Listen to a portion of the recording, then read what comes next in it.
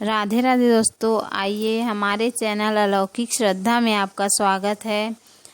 आज कार्तिक मास महत्तम कथा अध्याय 9 सुनेंगे। तो आइए शुरू करते हैं। राजा पृथु ने कहा, हे मुनि श्रेष्ठ नारद जी, आपने कार्तिक माह के व्रत में जो तुलसी की जड़ में भगवान का निवास बताकर उस स्थान की मिट्टी की पूजा करना बतलाया है, अतः मैं तुलसी जी के महात्म्य को सुनना चाहता हूँ। तुलसी जी कहाँ और किस प्रकार उत्पन्न हुई, यह बताने की कृपा करें। नारद जी बोले, राजन, अब आप तुलसी जी की महत्ता तथा उनके जन्म का प्राचीन इतिहास ध्यान पूर्वक सुनिए।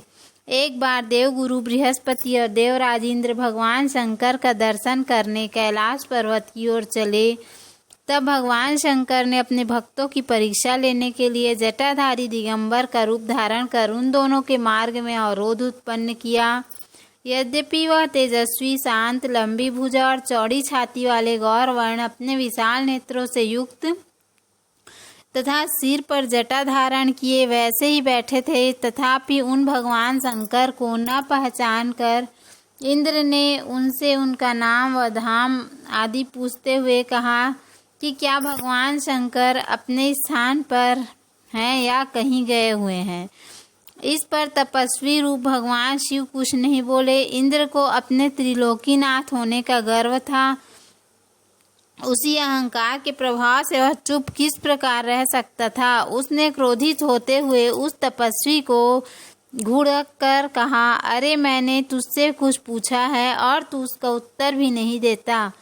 मैं अभी तुझ पर वज्र का प्रहार करता हूँ, फिर देखता हूँ कि कौन तुझ दुर्मति की रक्षा करता है। इस प्रकार कहकर जैसे ही इंद्र ने उस जटाधारी दिगंबर को मारने के लिए हाथ में वज्र लिया, वैसे ही भगवान शिव ने वज्र सहित इंद्र का हाथ स्तंभित कर दिया और विकराल नेत्र कर उसे देखा। जब उस समय ऐसा प्रतीत हो रहा था कि वह दिगंबर प्रज्वलित हो उठा है और वह अपने तेज से जला देगा। भुजाएं स्तंभित होने के कारण इंद्र दुखित होने के साथ साथ अत्यंत कुपित भी हो गया, परंतु उस जटाधारी दिगंबर को प्रज्वलित देखकर बृहस्पति जी ने उन्हें भगवान शंकर जानकर प्रणाम किया और दंडवत होकर उनकी स्तुति करने लगा।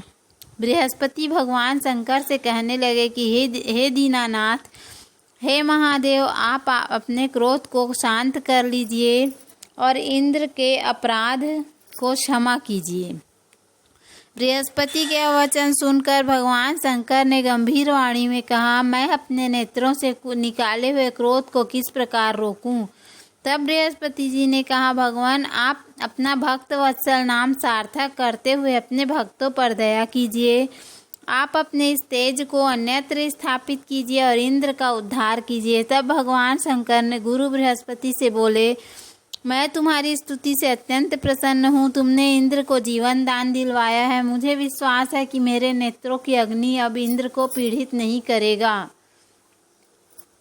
बृहस्पति के से इस प्रकार कहकर भगवान शिव ने अपने मस्तक से निकाले हुए अग्निमय तेज को अपने हाथों में ले लिया और फिर उसे क्षीर सागर में डाल दिया। तत्पश्चात भगवान शंकर अंतर ध्यान हो गए।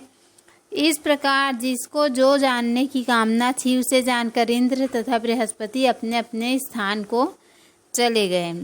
बोलो श्री हरि विष्णु भगवान की जय।